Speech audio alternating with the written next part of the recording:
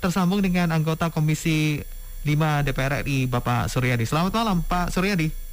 Selamat malam. Assalamualaikum warahmatullahi wabarakatuh. Ya, waalaikumsalam warahmatullahi wabarakatuh. Kabar sehat ya, Pak Suryadi ya? Alhamdulillah sehat. Sehat ya. Oke, Pak Suryadi, kalau kita mencermati sejauh ini operasi penyelamatan dan juga pencarian ini sudah mengkerahkan banyak pihak atau stakeholder. Nah, bagaimana Anda juga mencermati sejauh ini kejadian ini, Pak Suryadi? Ya, terkait dengan upaya pencarian, kita menilai relatif cukup bagus, baik itu dari sisi koordinasinya maupun juga capaian per malam hari ini. Oleh karena itu kita juga perlu mengapresiasi capaian yang dilakukan oleh khususnya Basarnas ya, yang mengkoordinir tim gabungan dari TNI, dari kepolisian dan berbagai unsur lainnya. Namun demikian kita juga perlu mencermati beberapa aspek ya, mulai dari aspek mikro di internal Sriwijaya Air sendiri sampai aspek yang lebih makro terkait dengan dunia penerbangan kita secara nasional begitu.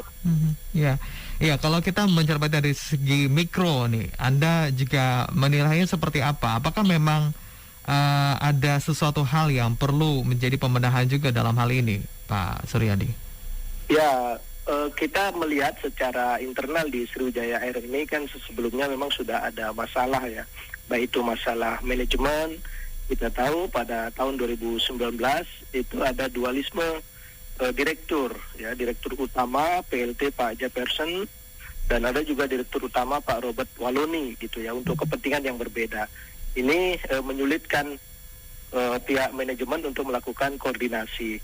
Di samping itu, pada akhir 2019 kita juga mengetahui bahwa Direktur Operasional Pak Pajar dan Direktur Teknik ya Pak Ramdhani itu mengundurkan diri karena mereka membuat rekomendasi agar pesawat Sriwijaya ini tidak terbang dulu karena dari hasil Hazard Identification and Risk Assessment, yaitu sebuah metodologi untuk menilai risiko keselamatan dan potensi bahaya di pesawat ini kan mereka punya nilai merah gitu.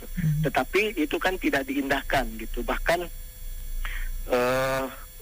dari data yang saya punya, Sriwijaya hanya memiliki 3 teknisi dan 2 mekanik, dan perawatan rutin itu dilakukan oleh tenaga teknis secara internal. Ya, walaupun setelah putus dengan GMF AeroAsia, sebuah anak perusahaan Garuda dalam pemeliharaan pesawat, itu mereka juga membuat kontrak ya dengan 6 bengkel pesawat. Tetapi ini akan menyulitkan mereka untuk memelihara pesawat karena di setiap bandara dikelola oleh perusahaan yang berbeda, khususnya dalam perawatan pesawat. Sehingga secara teknis memang pesawat-pesawat yang dioperasikan oleh Sriwijaya ini sudah ada potensi masalah ya, ditambah dengan selama 1 tahun kita ketahui akibat COVID, dunia penerbangan kita sedang lesu, bahkan banyak pesawat yang dikandangkan. Nah, beberapa jenis pesawat termasuk Boeing 737 seri 500 ini sudah diwanti-wanti oleh Boeing bahwa pesawat jenis ini ketika tidak terbang atau tidak dihidupkan mesin selama 7 hari berturut-turut, itu potensi kerusakan mesinnya sangat besar gitu. Nah, hal ini menjadi masalah internal yang juga bisa jadi menjadi salah satu penyebab kecelakaan saat ini ya, walaupun kita juga harus menunggu hasil resmi dari KNKT begitu. Iya.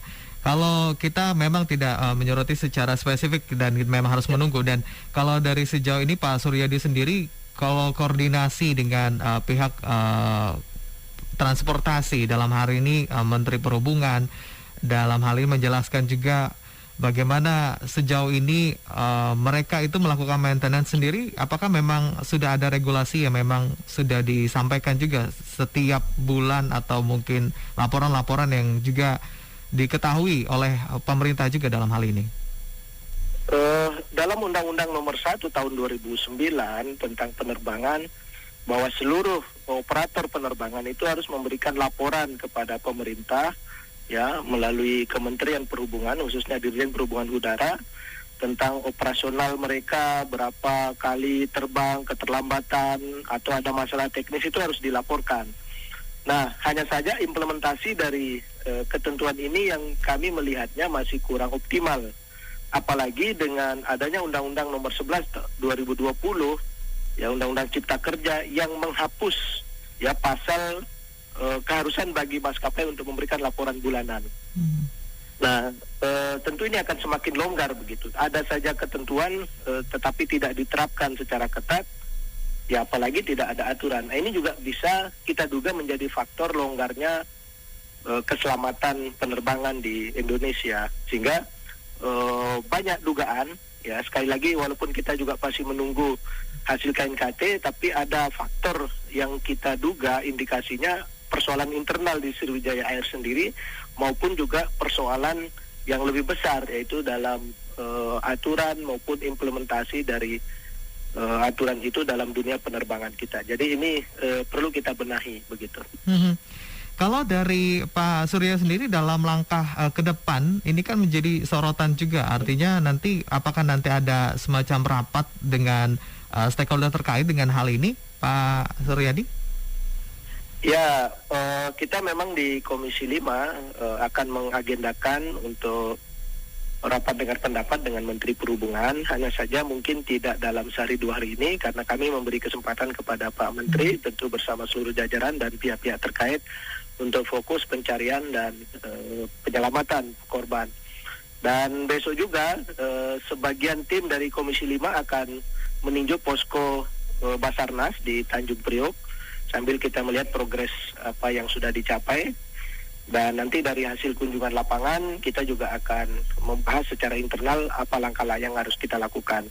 Ya, tentu harapan kita pencarian ini segera tuntas, kemudian KNKT bekerja dan menemukan titik terang penyebab dari kecelakaan ini. Apakah itu memang murni masalah cuaca, ataukah ada kesalahan teknis dari pihak operator, atau mungkin juga human error ya, ada ketidakdisiplinan dari pihak-pihak terkait, atau juga bisa jadi karena faktor secara lebih makro, misalnya aturan, ketentuan dan berbagai hal yang terkait dengan penerbangan sipil di Indonesia begitu. Karena kalau kita menilai kejadian semacam ini relatif cukup banyak di Indonesia. Ya, tingkat kecelakaan penerbangan kita cukup tinggi dibanding dengan negara-negara lain. Oleh karena itu memang ini kesempatan kita untuk mengevaluasi secara menyeluruh apa masalah utama dari keselamatan penerbangan kita sesungguhnya. Ya, karena ini kan tentu kan menjadi sebuah catatan atau yang menjadi perhatian ke depan ya. Artinya kita juga belajar dari beberapa kasus yang lalu atau kejadian yang lalu yang menimpa Lion Air begitu ya Pak Suryadi ya. Ya, betul. Dan masalahnya tidak hanya persoalan teknis gitu. Kita ketahui misalnya kasus Lion Air sampai saat ini kompensasinya juga belum diberikan. Bahkan kurang dari 50% yang sudah mendapatkan kompensasi dari operator penerbangan maupun dari pihak asuransi. Ya, ini menjadi catatan. Mudah-mudahan ini kejadian terakhir, dan oleh karena itu mencari apa penyebab ini bukan berarti mencari siapa yang salah lalu kita salahkan, tapi yang penting adalah apa yang harus kita lakukan untuk memperbaiki, baik itu masing-masing operator penerbangan maupun juga perbaikan dari sisi oleh pemerintah dan DPR. Kami juga merasa ada peran ya, mungkin regulasi yang harus kita evaluasi. Apa saja Pak yang menurut Pak Suryadi juga memang harus menjadi evaluasi dalam dalam waktu dekat ini, karena memang kan kejadian ini kan tentu juga menjadi perhatian juga dari masyarakat, karena juga menyebabkan juga masyarakat juga dalam hal ini juga merasa setidaknya takut gitu loh ya untuk bepergian dalam hal ini. Bagaimana juga tanggapan Pak Suryadi dengan terkait dengan kejadian ini, masyarakat menjadi takut untuk bepergian, bagaimana juga Pak Suryadi? Ya, lemahnya pengawasan dari pemerintah ya. Misalnya kasus Sriwijaya ini kan pada akhir 2019 dua direkturnya mengundurkan diri. Itu disebabkan karena mereka membuat rekomendasi agar pesawat ini tidak terbang ya, karena menurut Hazard Identification and Risk Assessment ya, satu penilaian Sriwijaya ini rapotnya merah begitu. Artinya tidak layak terbang. Nah, mestinya pemerintah juga harus segera menanggapi bagaimana langkah-langkah selanjutnya. Nah, kami menduga tidak hanya Sriwijaya yang semacam ini, ada juga maskapai-maskapai lain yang secara internal bermasalah, baik itu dari sisi manajemen maupun juga teknik pemeliharaan pesawat. Nah, oleh karena itu perlu diperketat sesuai dengan aturan yang ada, dan pada saat yang sama aturan yang ada juga harus kita evaluasi untuk kita benahi gitu. Justru malah evaluasinya makin longgar, misalnya seperti yang saya sampaikan tadi dalam Undang-Undang Nomor 1 Tahun 2009 tentang penerbangan, itu wajib bagi setiap operator penerbangan untuk memberikan laporan setiap bulan. Nah, kewajiban laporan setiap bulan ini oleh Undang-Undang Omnibus Law Cipta Kerja sudah dihapus. Ini kan makin longgar, jadi ini yang harus kita evaluasi kembali gitu.